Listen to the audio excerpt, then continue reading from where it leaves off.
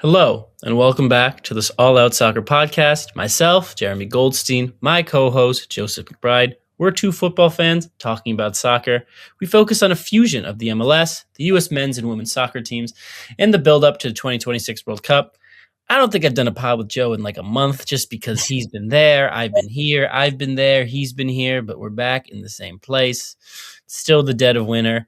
Joe, how we doing? I'm very well, thank you. It's nice to reunite for the new year. Hope you had a good time over the new year and hope everyone else at home did as well. But yeah, it is now the year of the World Cup. It is the year of the World Cup. You know, the last World Cup feels so recent just because of it was in the winter and it was more recent. And there was the Euros recently, and there's so many tournaments now with the Club World Cup and everything. But there's a pageantry and build up to the World Cup that I don't think can rival anything else. Yeah, no, it's the most special tournament in the world, which is why obviously we're focusing so much on it. Is why also we've had some pessimistic takes because we want it to be as good as possible. But yeah, it is the holy grail of all tournaments. And as much as other tournaments can try their best to become more relevant when the world's invited, there's not much you can do about that. I completely agree. All right. What are we doing this week? We've been bouncing around. Last week, I definitely angered some people when I said that Canada is better than Mexico in their prospects for the World Cup. It's just an opinion. This week, we're sticking more. There's going to be some opinion. We're going to do more U.S. men's national team heavy, just with Joe back in the fold. We're going to start off with some U.S. men's national team transfers for January and some speculative transfers. Then Joe and I are each going to pitch players who we believe need moves in January. There's like 100 who do, but we're only going to focus on 4 or 5. Then we're going to start a segment where we called Make a Case, where each of us are going to make a case for a player who we think is on the fringes of Mauricio Pochettino's national team, make a case as to why they deserve to be in the squad. Obviously, if Joe says Christian Pulisic, I'm going to remove him from this call, and he's never going to be allowed to join again. We're doing players who are most definitively not locks to make the team. After the break, we're going to come back and talk about some MLS transfers because there have been quite a few with the winter window open, and we're going to conclude with just some quick little World Cup bits and bobs. There have been some U.S. men's national team transfer rumblings. It's January. It's that freaking time of year. Fabrizio Romano, he's talking about Americans now. It's cool. But yeah, there's some stuff going on. Yeah, there's only been 2 so far. Obviously, at the time of recording, it's only 6 days into the transfer window, so a lot of time, over 3 weeks for deals to get done. But one of the most marquee ones so far is Cole Campbell. Now, he has been with Borussia Dortmund, like Pulisic was, since 2022. He signed his professional contract in 2024. He has been loaned elsewhere in Germany to Hoffenheim, so a really good opportunity for him. That is a loan until the end of the season, although there is an option to buy as well. He's barely played for Borussia Dortmund. He's only 19 years old still. But he will join a new club and hopefully get a bit more playing time there. A bit of a US and also MLS fusion of a transfer here is Luca Della Torre. Now, he did play for Celta Vigo. He played at San Diego FC in their first season in the MLS, but that was only a loan move. He has now officially joined Charlotte FC on a full-term, 4-year contract. So as a a permanent deal has gone through there. Weirdly, they had to pay San Diego $50,000 in general allocation money for his right to first refusal, which is interesting given the fact that he wasn't their player. Not sure if that was something agreed when they signed him on loan in the first place, but that's been done, and they are the only completed US transfers at the moment. In terms of speculation, a little bit more exciting. Ricardo Pepi was subject to a bid of around $35 million from Fulham in the Premier League. One. Now, we'd love to see that. And obviously, Fulham has a bit of a heritage with US players. Brian McBride back in the day, Clint Dempsey, of course, Tim Ream and Anthony Robinson currently. But yeah, that'll be a really exciting one. They're holding out PSE for a lot more money. And by a lot more, I mean about $12 to $15 million more. Would be shocked if that one happened. And I do want to talk about Pulisic. I'm not going to get removed from the call, Jeremy, but he has been linked with signing a new contract and would potentially become one of the highest paid players at AC Milan. What do you think about that? I mean, he should be. I mean, Rafael Leao has been there longer than him and has achieved, I believe he has at least one Serie A MVP award. There's no reason for Pulisic not to be, at worst, the third highest paid player in that team besides Leao and Mike Maignan. He's banging in the goals. He's solidifying his relationship with his girlfriend amid the Sydney Sweeney rumors, which is maybe the weirdest and made me hate the internet just so much. But yeah, completely deserves it. He's in the middle of his career now, which is weird to say, but I think he absolutely deserves it. And the Pepe one, me and you talked about this the other day. We don't think the time is right for this. Just Fulham have to start Raul Jimenez, Mexican strike international, every week up top. It's just, why would Pepe do this right now? I mean, for his sake, I just think a summer transfer makes a little more sense, though I don't really think he has anything else left to achieve at PSV except just proving himself as the week in, week out starter, and then maybe proving himself in some of the Champions League knockouts coming up. Yeah, I think his focus right now needs to be on maintaining fitness. He seems to constantly be getting injured. The Premier League being a very physical league, obviously the Dutch league is as well, don't get me wrong. But yeah, I think that's a move that should happen for him, whether it's Fulham or not. I think a Premier League move would be amazing for him. But yeah, maybe wait until the summer for that one. I mean, it doesn't seem like it's in his hands. I'm sure he'd love to go. PSV are holding out for a lot more cash. But yeah, I wouldn't knee-jerk it in January. Yeah. Joe, let's get into some players we think should be on the move for the U.S. in January. I think we should popcorn style this one. I'm going to propose. Again, we don't have too much news yet, but I'll hand it over to you. Give me one player you think that needs to move. I just want to say how I approached this bit just very quickly. I said either he needs a move to increase his standing in the national team from a profile perspective, as in moving to a bigger club. Earning playing time is another one. You need to guarantee playing time. There's many U.S. men's national team players who are stuck not getting enough playing time. But again, there's players like Alex Freeman and Maxi Arfsten who have already had very, very good 2025s. A move for them might make sense for their long-term careers, but it won't really help their standing in the national team. They're 100% behind the established fullbacks of the U.S. men's national team. So it just has to make sense from, will this move increase my profile enough and guarantee me enough playing time to improve my spot in Pochettino's picture? That's how I approached it. You might have taken it, but I think more or less. Well, one of the names that I have got ticks all of those boxes, I believe, which is Yunus Musa. We've discussed him semi-recently on the podcast, and the fact that his loan move to Atalanta from AC Milan has been very underwhelming. He's barely, seen the field. He's played a little bit more recently, but he hasn't played a full 90 minutes in a few months. Having a torrid time there, and it doesn't seem to have worked out. It was a loan with an option to buy as well. So Milan don't seem to want him. Atalanta don't seem to want to play him. This is a guy that has immense talent. I've seen him live a few times, and he's just got something about him. He's got, a great engine, and he has the ability and the potential to become a really, really good player, but you're not going to be doing that by not playing. I feel like he may be in and around the US team picture, regardless, just because of, his resume so far and what he can achieve, but he really needs to move somewhere else and go somewhere where he's going to be guaranteed, to start every single week. I think it's been a difficult situation. I'm not really sure what's gone on and what's gone wrong in terms of his relationship with these clubs, but he needs to get out of it. Yeah. Few quick thoughts on Musa. It's a great shout. I mean, England youth captain for most of his childhood, was playing in Valencia when he was 17, started, I think, every game for the US at the last World Cup. The move from a midfield 3 to a midfield 2, I think, really, really hurts him. I just do not see him starting for the team. He's not starting for Atalanta right now, who are having a transitional season, have already fired a coach. He is starting to appear regularly as a substitute week in, week out. He's kind of being deployed off the wing a little bit. He doesn't. It's just I think he does need to move because I think he needs to be playing every week 100%. And maybe he can prove himself in a midfield too. I'm going to counter with another midfielder of my own, who I think needs a move for not the playing time reason, but for just he needs to make a push to show that he is actually capable of even more. And that's Sebastian Berhalter, who's 24-year-old for the Vancouver Whitecaps. Obviously had the best season of his professional career this year. He was named in the MLS Best 11. He was an all-star. He had 14 goal involvements. He started in 3 finals for Vancouver, including the MLS Cup final, which was a defeat to Inter Miami. He was heavily featured in the last camp for the U.S. men's national team. He scored against Uruguay. I do think he's kind of in this, like, if the U.S. had to run out a B team right now, he would be in that team.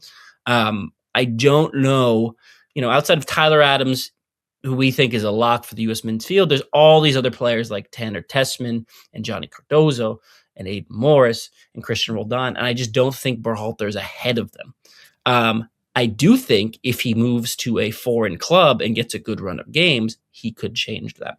And that's why I think for me, this is the time for him to move. He's clearly proven, I think I don't want to say too good for the MLS, but I don't think he will develop any further as a player in the MLS. I think now would be the time for him to move.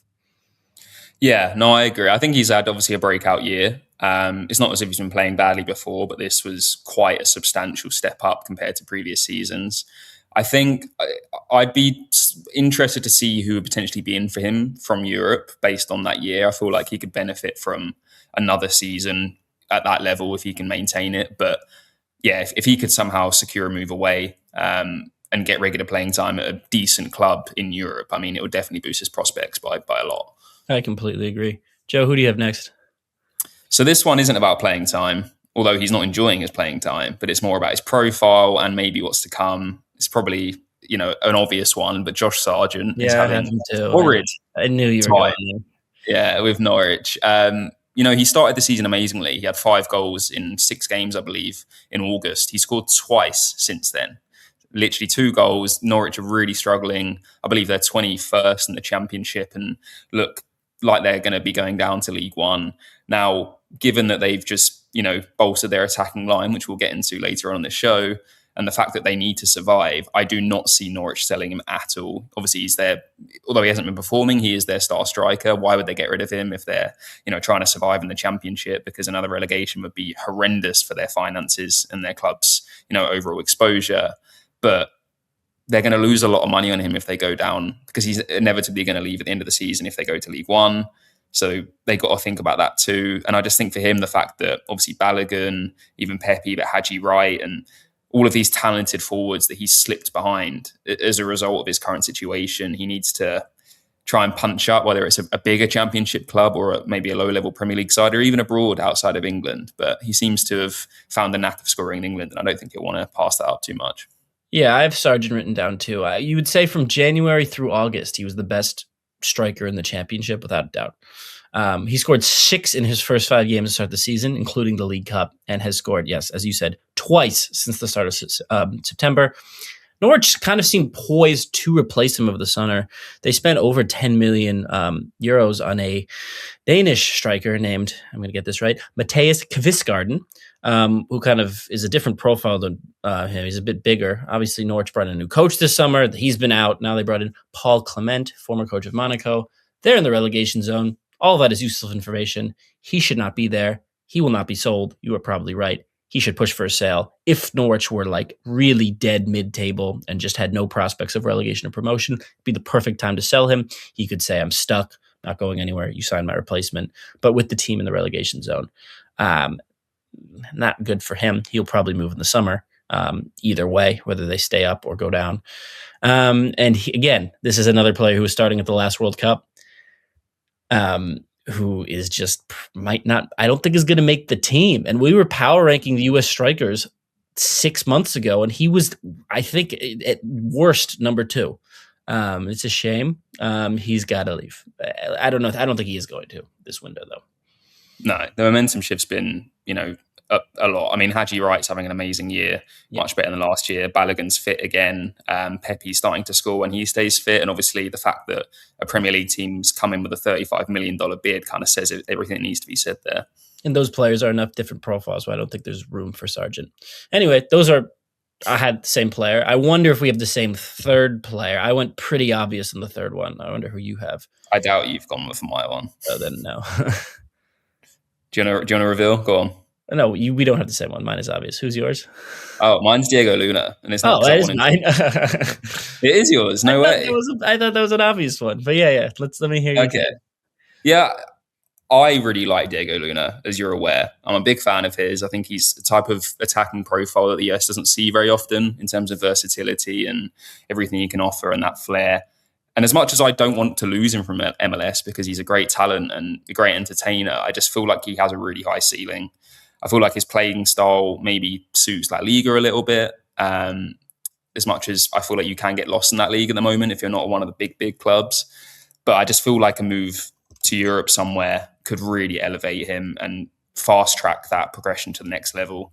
And with obviously so many attacking and wide options that are great for the US. I feel like he needs to do that if he's to climb up the roster.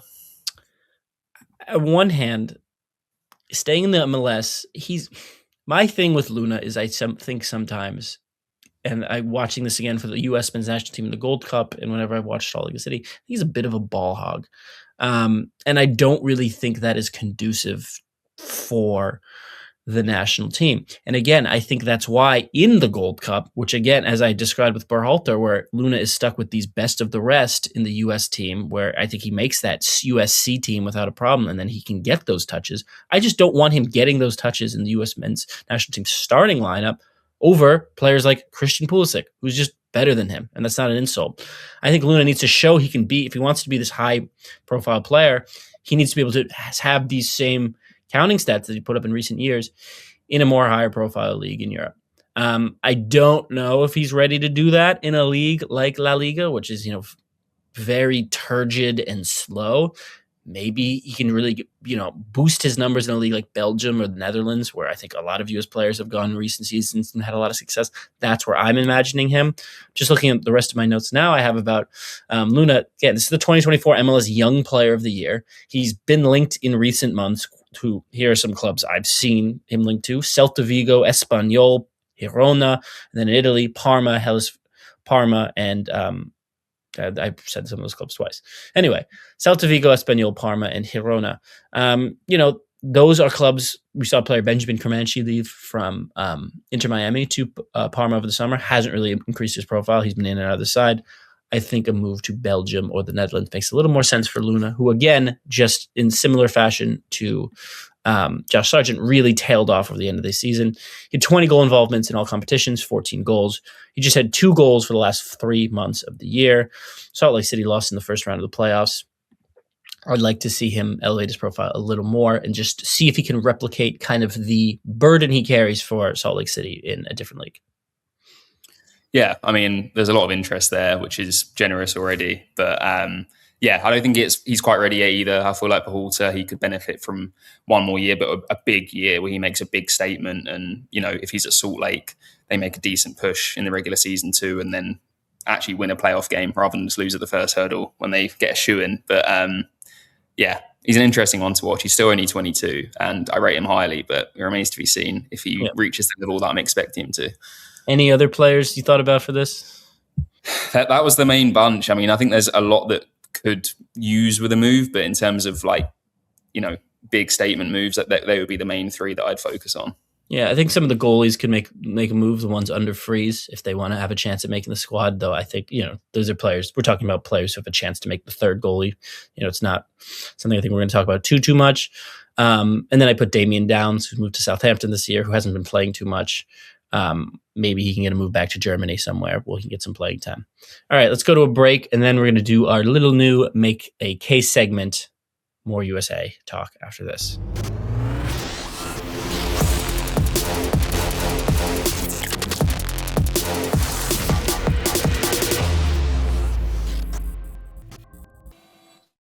Hey, if you want to get involved in the conversation, shoot us an email at jeremy.goldstein@reachplc.com or joseph.mcbride@reachplc.com. Please engage by subscribing to the show wherever you get your podcasts and leave us a like while you're at it. That's the end of part 1 of this week's All Out Soccer. But stick around for part 2 just after this break. All right, Joe. Let's hop into some Make a Case for. Again, just to stipulate, do not say Christian Pulisic. We're making a case for players on the edges of the U.S. men's national team roster who we think should make the team. We're also going to eventually get into make a case for not like Wyatt's player who's been playing in the team, maybe shouldn't be in the team. But this week we're going to start positive. Me and Joe confirmed before the podcast that we do not have the same player just by position, though I have no idea who Joe's going to say. I don't know how we're going to judge this officially. I'm just going to see how convinced I think either of us are convinced by each other's arguments. But I'll leave it up to you. Do you want me to go first? Please.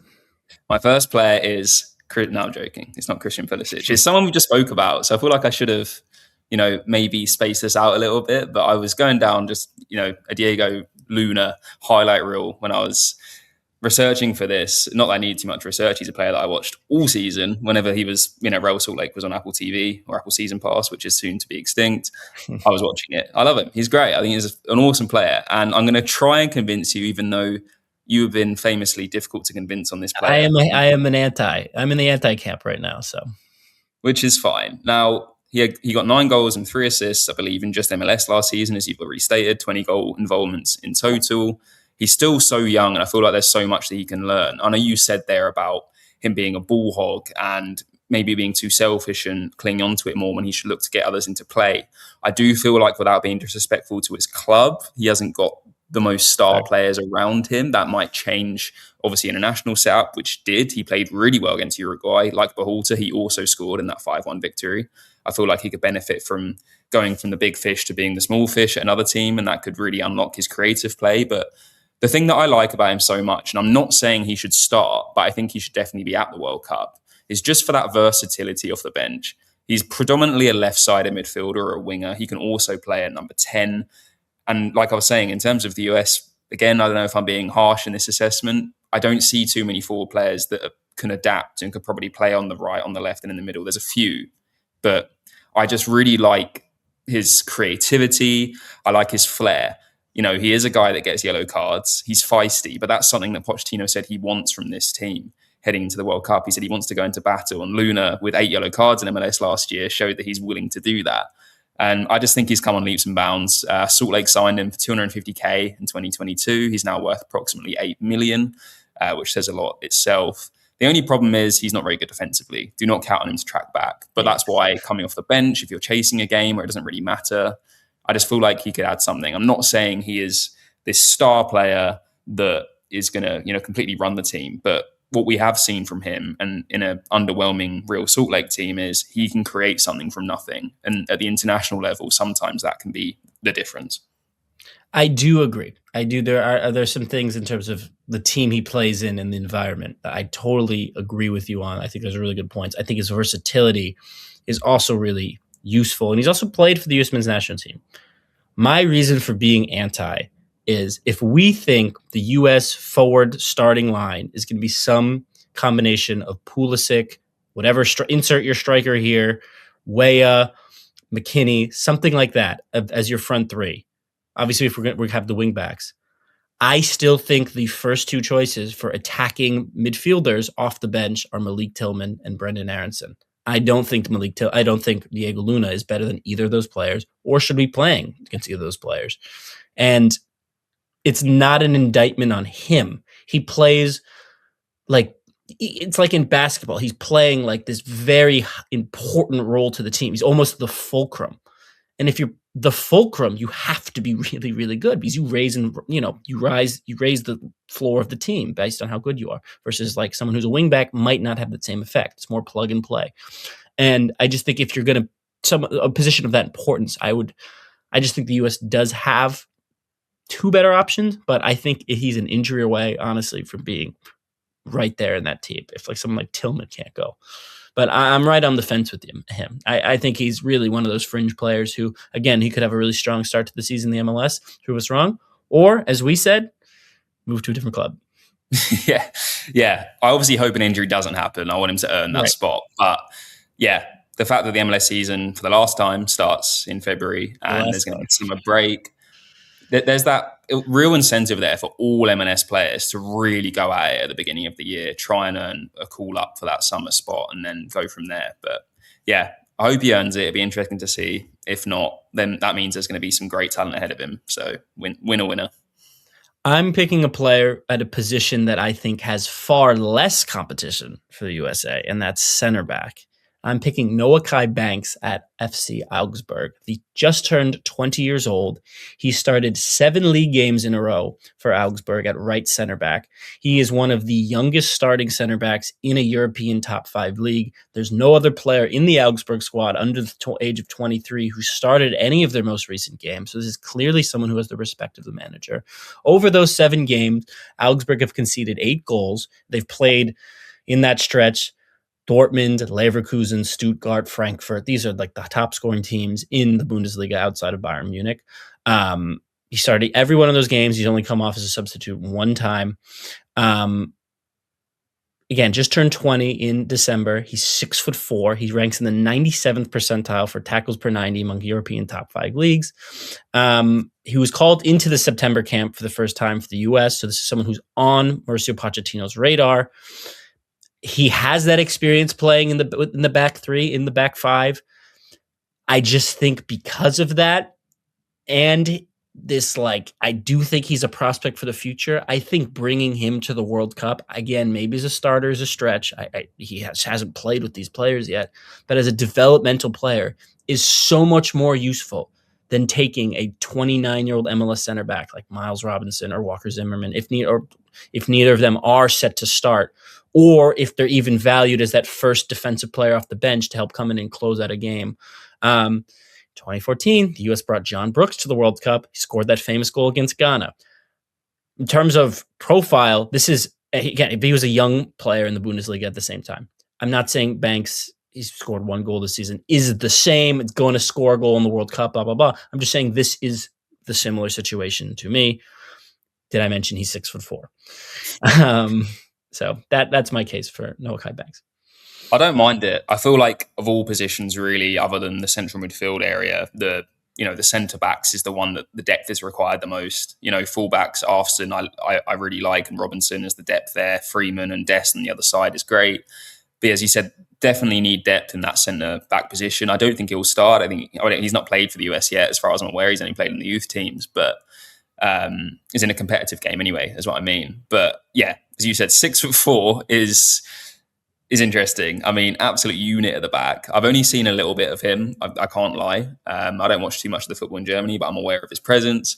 If he made that squad and they need, a goal or some sort of aerial advantage at the end, how many times have you seen a defender go up front for the last 5 minutes and you're just punting the ball up in the air? You never know. But I think that's a position that definitely needs a lot more attention. So I don't mind it. And, give the kid a chance. He's played in the Bundesliga for 2 seasons now. It's impressive at 19.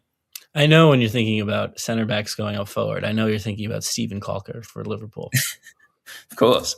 Yeah. I'm not saying in that profile. I'm just saying if you're going to play a back three, you got to bring a bunch of center backs. You just got to, because you just can't have a nightmare where you play Serginho Dest at center back. No, absolutely not. So if you're going to bring a lot of center backs, I think it's wise to have one as a developmental pick, and he's the best young U.S. center back who's not really broken through with the team yet. So that's my choice. Strong case. All right. We're going to figure out how we're going to keep a running score of that, but I'm really happy with how that segment went. Obviously, me and Joe are going to continue to pick players of similar likeness and kind of try to convince each other each week. I'm going to quickly conclude talking about some MLS bits and then get into some World Cup news. Have been a lot of MLS transfers because that stuff started in mid-December. Just going to rapid fire through some stuff in as entertaining and captivating way as I can. We're going to start with DC United, who said goodbye to Christian Benteke, who's left for the UAE Pro Club, that's in the United Arab Emirates. Al Hwada, obviously one of the highest scoring MLS players over the last 2.5 seasons, is now gone. And DC United probably deserve to be relegated based on how they played last year. They've already signed Ty Baribo from the Philadelphia Union, and they will partner him with Romanian forward Luis Montinu, even though I know that's not a French name, but I'm pronouncing it French, for up to 10 million from CFR Cluj in Romania. I like saying Cluj. He scored 25 goals 2 years ago. Sure, why the hell not? I think they need help all over the pitch. Obviously, they needed to replace Benteke. Now they have 2 forwards. Now let's get 2 midfielders and 2 defenders. Looking at our friends in Vancouver, 2 players out the door. Jaden Nelson to Austin, Ali Ahmed to Norwich City. Ali Ahmed, it was only around $2.5 million. Obviously, we talked about Norwich earlier. How often are we talking about Norwich twice in the podcast? He should start. This is a team that continues to rotate through players. It's just a shame because these 2 players were so important to Vancouver next season. And look, one of them leaving opens up playing time opportunities for the other. Both of them leaving means Vancouver probably now need to make a signing. Obviously, Ryan Gauld will be back in the team next year. We love Ryan Gauld. We think he's amazing. It was a shame not to see him this year in what was Vancouver's, one of the greatest seasons in the club's history. But that's now something to monitor, is the Vancouver attacking options. I'm a little surprised this was the time for Ali Ahmed to move, but he's probably has an eye on earning a starting spot in the Canadian national team. So does Jaden Nelson. Two players we talk about in this podcast a lot. A few more to get through. Kai Wagner, obviously been in Philadelphia for a while. The Philadelphia fire sale just continuing. The club honored an agreement to sell him to England if a fee was met. He'll go to Birmingham City, Tom Brady's team, sitting mid-table in the championship.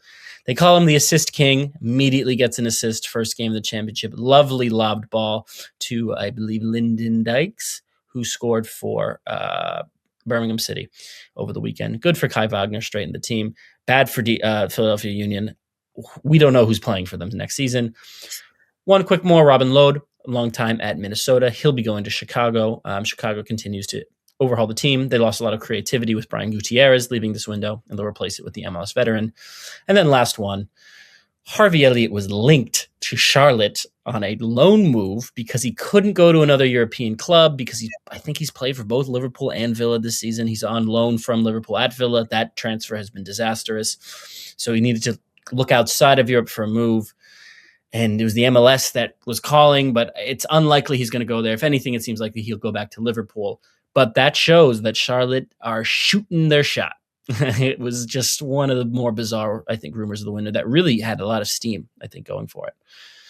Yeah, I think it was a decent idea. I mean, if he's stuck for options and wants to play, and I mean, he's not going to go to the World Cup, so it's more just to play. And I assume it'd be like a partial loan move for the first half of the season. I feel like he's such a young player still. I don't feel like he wants to kind of accept that that's all he's got on the table, not in a disrespectful way, but I could just imagine how that may come across from his perspective. But I feel like they've been really, really fun, and it's a shame that that's not happening, but it is what it is. And yeah, just reacting very quickly to those transfers, a lot of them very exciting. I'm very surprised by Vancouver.